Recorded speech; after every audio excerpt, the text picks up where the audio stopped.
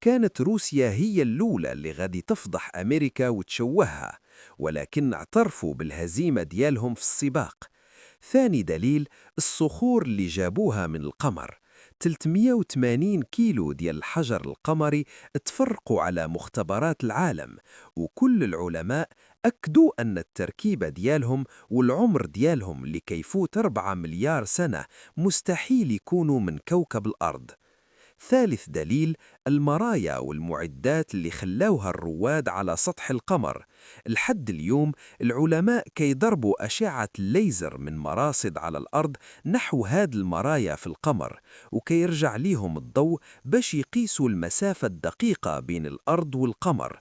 وحتى أقمار صناعية حديثة بحال LRO صورت مواقع هبوط رحلات أبولو، وبانوا الآثار ديال الخطوات والمركبات اللي بقاو هناك.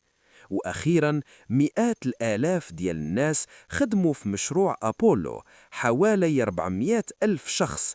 من المستحيل يتفقوا كلهم على كذبة ويكتموا السر 50 عام بلا ما يزق ليهم اللسان. إذن حسب الأدلة، الإنسان وصل للقمر فعلا، ولكن اللي خلى الناس تشك هو أن أمريكا ممكن تكون زوقت التصوير والبث على الأرض باش يبان الإنجاز أعظم وأحسن، وهذا الشيء اللي خلق التناقضات. كنتمنى نكون خففت عليكم. بقاو على خير وأحلام سعيدة ومريحة مع ثقافة في المخدة.